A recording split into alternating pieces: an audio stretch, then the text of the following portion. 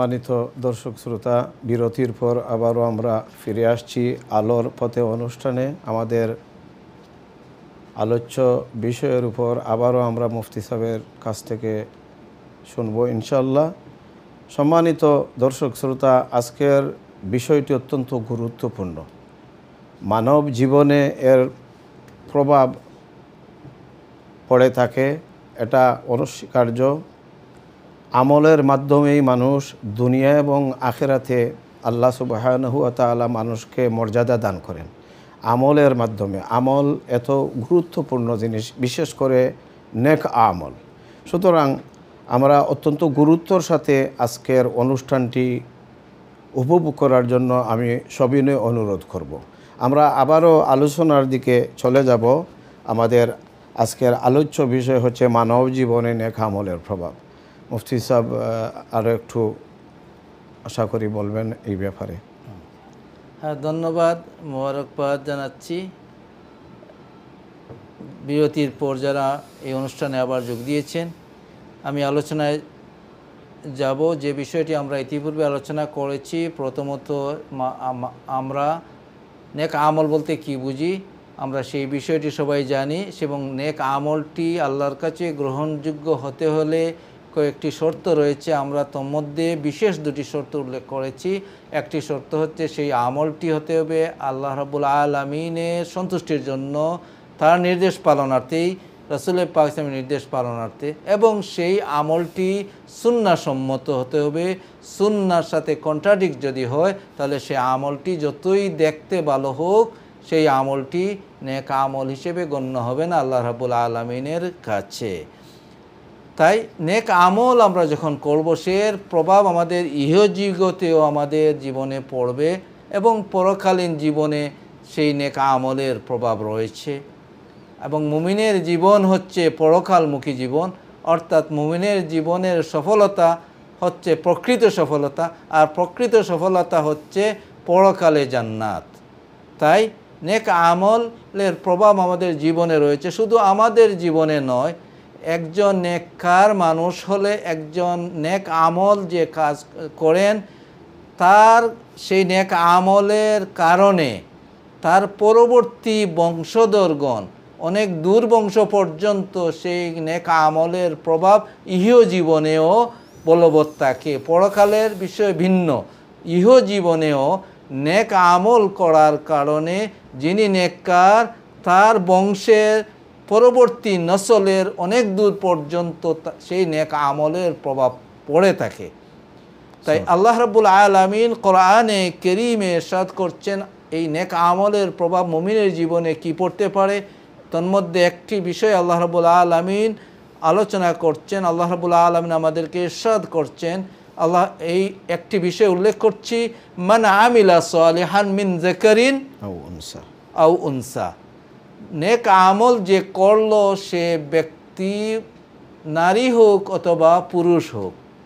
মুফাসসিরিনে কেরাম এখানের মধ্যে বিভিন্ন আলোচনা এনেছেন। যখন আরবি ভাষায় মান বলা হয়, যে কেউ বললে সেখানে নারী পুরুষ সবাই ইনক্লুড হয়ে যান, সবাই অন্তর্ভুক্ত হয়ে যান।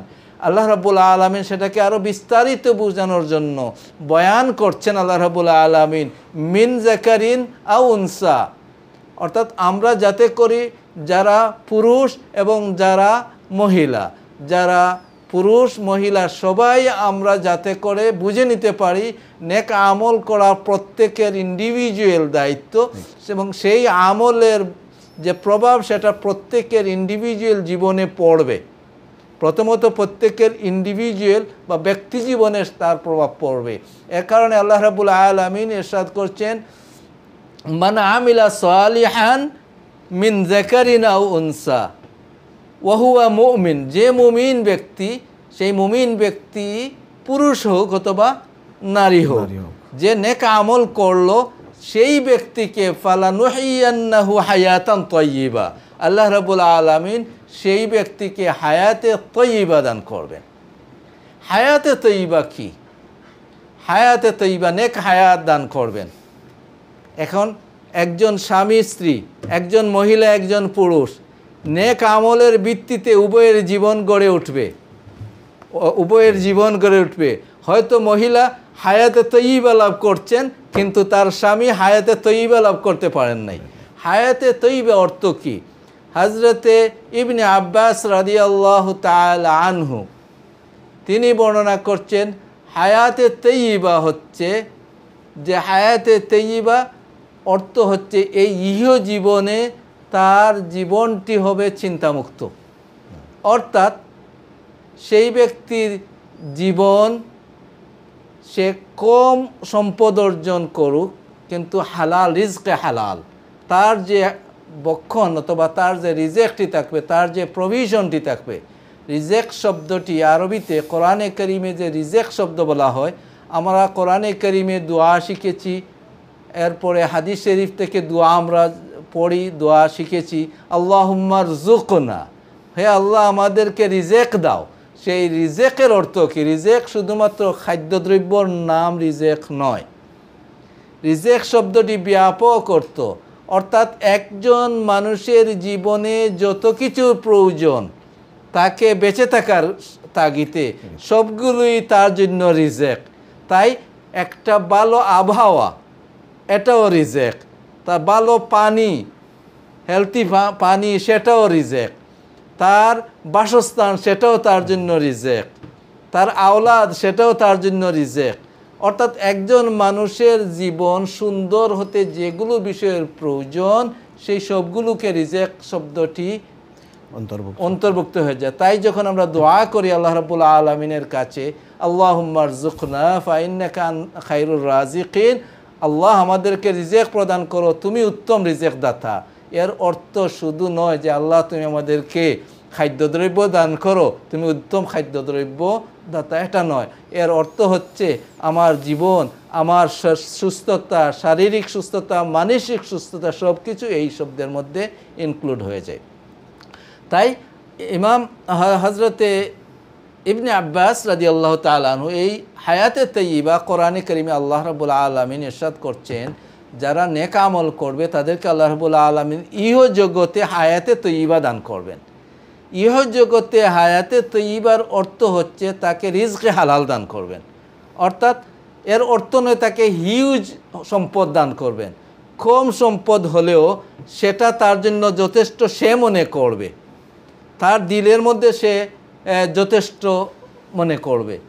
হযরতে আলী রাদিয়াল্লাহু তাআলা আনহু এই আয়াতের তাফসিরে রিজকে হালাল হায়াতে তৈয়বা, আল্লাহ রাব্বুল আলামিন নেক আমল যারা করে তাদেরকে নেক হায়াত দান করেন। এই নেক হায়াতের অর্থ কি? তিনি অর্থ করেছেন কানাত। কানাত অর্থ হচ্ছে স্বল্পে তুষ্টি। অর্থাৎ আল্লাহ রাব্বুল আলামিন তাকে যেভাবে রেখেছেন, আল্লাহ রাব্বুল আলামিন তাকে যা দিয়েছেন সে তাতেই সন্তুষ্ট, সে তাতেই সন্তুষ্ট, তার মনের মধ্যে সন্তুষ্ট, মানসিকভাবে সন্তুষ্ট। সে এই সন্তুষ্ট যখন একজন মানুষ হয়ে যায় তখন তার মধ্যে জেলাসি যেটা আছে, অন্যের সম্পদ দেখলে, অন্যের ভালো দেখলে তার মনের মধ্যে যে হিংসার উদ্রেক হয়, যে মানুষের মধ্যে কানাত এসে যায়, যে মানুষ স্বল্পে তুষ্ট হয়ে যায়, আর স্বল্পে তুষ্টির নামই হচ্ছে হায়াতে তৈয়বা। এই দুইটি মৌলিক তাফসির সাহাবায়ে কেরাম এই আয়াতে কারিমার উল্লেখ করেছেন। তাই নেক আমল যারা করবেন তিনি পুরুষ হন অথবা মহিলা হন, তার জীবনটি হবে, তার হায়াতটা হবে হায়াতে তৈয়বা। আমরা দোয়া করি, আমরা নেককার মানুষের কাছে দোয়া চাই যে আল্লাহর কাছে আমাদের জন্য নেক হায়াতের জন্য দোয়া করবেন। আমরা অনেকে আমাদের মা বাবার জন্য, অনেকে আমাদের কাছে দোয়ার জন্য বলেন, জুমার নামাজে হুজুরের কাছে বলেন যে আমার মা বাবার জন্য হায়াতে তৈয়বার দোয়া করবেন। এই হায়াতে তৈয়বা কী জিনিস? হায়াতে তৈয়বা হচ্ছে তাদের সুস্থ জীবন, শান্তির জীবন, এবং সেই যাই তার জীবনে লাভ করেছেন তাতে তিনি সন্তুষ্ট। এই জীবনের নাম হচ্ছে হায়াতে তৈয়বা। আর সেই হায়াতে তৈয়বা আল্লাহ রাব্বুল আলামিন দান করেন নেক আমল যারা করেন, তিনি পুরুষ হন অথবা মহিলা হন। এবং সেটা শুধু তার জীবনে হয় না, সেটা দীর্ঘ পুরুষ পর্যন্ত বংশ পরম্পরায় সেটা জারি থাকে। কোরআনে কারিমে আল্লাহ রাব্বুল আলামিন ইরশাদ করছেন, ঘটনা আপনার জানা, হজরতে মুসা আলাইহিস সালাম যখন আল্লাহ সুবহানাহু ওয়া তাআলার নির্দেশে তিনি খিজির আলাইহিস সালামের সাথে সাক্ষাতের জন্য বের হলেন, তারপর তিনি গিয়ে সেই বাহরের মধ্যে দুই সমুদ্রের মিলনস্থলে তার সাথে দেখা হলো। দেখা হওয়ার পর তার সফরসঙ্গী হলেন। সফরসঙ্গী হতে তিনি কন্ডিশন দিলেন। সব কন্ডিশন হলো এই ঘটনাটি অত্যন্ত গুরুত্বপূর্ণ মানব জীবনে জানার। তাই এই ঘটনার মধ্যে একটি ঘটনা হচ্ছে যে মূসা আলাইহিসসালাম এবং খিজির আলাইহিসসালাম একটি গ্রামে গিয়েছিলেন এবং সেই গ্রামে যাওয়ার পর তারা তাদের কাছে খাদ্য চাইলেন। খাদ্য তাদের ভুক লেগেছে, তারা খাদ্য চাইলেন। ওই গ্রামের মানুষগুলো খাদ্য দিল না তাদেরকে। ফিরে আসার পথে দেখলেন ওই গ্রামের একটি দেয়াল, একটা পুরানো দেয়াল ভেঙে পড়তেছে। সেই দেয়ালটি খিজির আলাইহিসসালাম তিনি সেটাকে মেরামত করলেন, ঠিক করে দিলেন। মূসা আলাইহিস সালাম প্রশ্ন করলেন।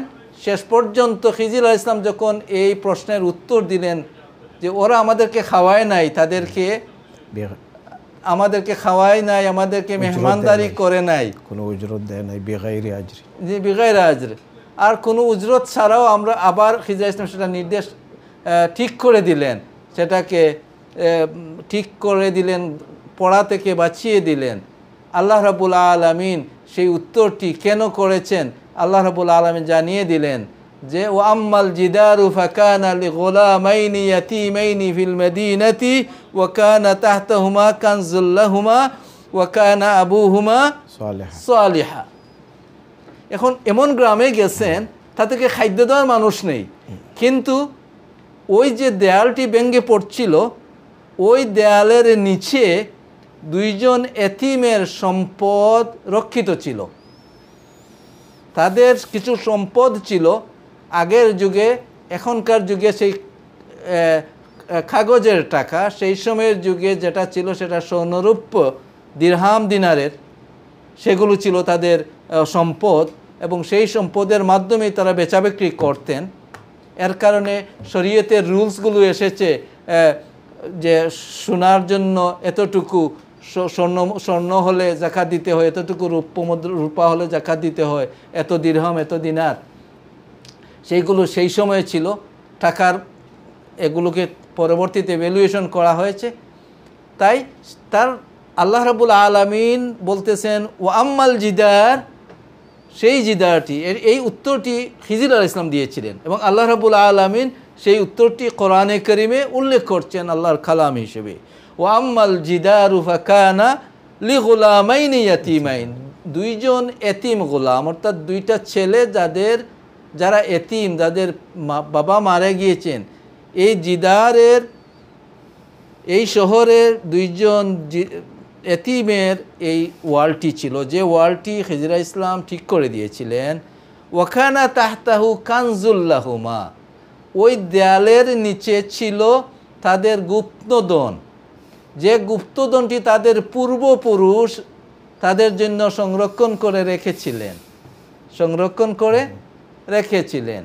ওয়াকানা আবুহুমা সালিহা, এবং তাদের পিতা ছিলেন সালেহ, নেক মানুষ। উভয়ের পিতা, যে দুইজন এতিম, তাদের পিতা সালেহ ছিলেন, নেককার ছিলেন, নেক আমল করতেন। সেই নেককার মানুষ তার সন্তানের সম্পদকে আল্লাহ রাব্বুল আলামিন গোপন রেখেছেন। যখন যেই দেয়ালটি ভেঙে পড়ছে, এই মুহূর্তে যদি এই সম্পদগুলো বের হয়ে যায়, ওই দুইজন এতিম তারা ছোট বয়সে রয়েছে, বড়রা সম্পদ নিয়ে নেবে, তারা এখন উপযুক্ত বয়সে পৌঁছে নাই। তাই আল্লাহ রাব্বুল আলামিন নবী মূসা আলাইহিস সালামের সঙ্গী বানিয়েছেন, মূসা ইসলামকে খাদির আলাইহিস সালামের, এবং খাদির আলাইহিস সালামকে দিয়ে ওই ওয়ালকে ঠিক করাচ্ছেন এবং বলছেন যে আমি ওই সম্পদের হেফাজতের জন্য খাদির আলাইহিস সালামকে দিয়ে ওই দেয়ালটি ঠিক করেছি, কারণ ওই তাদের পূর্বপুরুষ কি ছিল? নেক মানুষ ছিল। তাফসীরের মধ্যে এসেছে আবুহুমা, আবু অর্থ আমরা আরবিতে যারা সাধারণভাবে জানি আবু, এই বিষয়টি বুঝতে পারলে আমরা অনেকগুলো মাসআলাতে মানুষের সাথে অথবা অনেকের কাছ থেকে আমরা যদি কিছু মন্দ অর্থ শুনি তাহলে আমরা নিজেদেরকে রক্ষা করতে পারবো, সম্বরণ করতে পারবো। আবু শব্দটি আরবিতে, আবু শব্দটি যেভাবে তা জন্মদাতা পিতাকে বোঝানো হয়, তেমনিভাবে পূর্বপুরুষ বংশধরকে বোঝানো হয়, তেমনিভাবে চাচাকে বোঝানো হয় আবু শব্দ। এর কারণে মুফাসসিরিনে কেরাম অনেকেই বলেছেন যে কোরআনে কারীমে আল্লাহ সুবহানাহু ওয়া তাআলা ইরশাদ করেছেন, ওয়াইজ ক্বালা ইব্রাহিমু লি আবিহি আযারা তাত্তাখিযু আসনামান আলিহা ইন্নী আরাকা ওয়া কওমাকা ফি দালালিম মুবিন। ওখানে যে আবিহি আযারা, এর কারণে বলা হয় আযার তিনি ইব্রাহিম আলাইহিস সালামের জন্মদাতা পিতা নয়। ইব্রাহিম আলাইহিস সালামের জন্মদাতা পিতা হচ্ছেন তারুহ। সেই ব্যাপারে মুআররিখিনের মধ্যে ইখতিলাফ রয়েছে, তবে সেই কথাটি একেবারেই উড়িয়ে দেওয়ার নয়। যারা বলেন যে রাসূল পাক সাল্লাল্লাহু আলাইহি ওয়াসাল্লাম ইব্রাহিম আলাইহিস সালামের আবা আজদাদ সবাই মুমিন ছিলেন, তাদের কথাকে চট্টিখানি করে উঠিয়ে দেওয়ার নয়।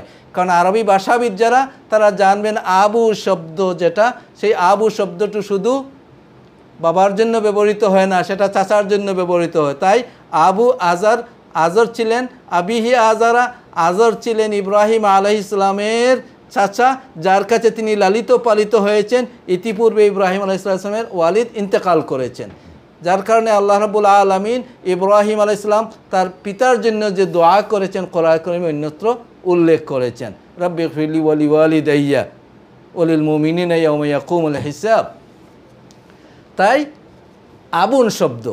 তো এখানে ওয়াকানা তাহতাহু কানজুল্লাহুমা ওয়াকানা আবুহুমা সালিহা, এখানে মুফাসসিরিনে কেরাম উল্লেখ করেছেন ওই নেককার তাদের পিতা নয়, তারা যে পিতা, তাদের জন্মদাতা পিতা নয়, এরা হচ্ছেন তাদের 7 পুরুষ আগের 7 সিঁড়ি, আমাদের ভাষায় আমরা বলি 7 সিঁড়ি আগে, সিলেটি ভাষায় 7 সিঁড়ি আগে, অর্থাৎ 7ম পুরুষ ওই 2 এতিমের, তিনি নেককার ছিলেন। সেই নেকির প্রভাবে 7ম পুরুষ পরবর্তী বংশধরের সম্পদকে আল্লাহ রাব্বুল আলামিন হেফাজত করাচ্ছেন কাদেরকে দিয়ে? মূসা আলাইহিস সালাম এবং খাদির আলাইহিস সালামকে দিয়ে।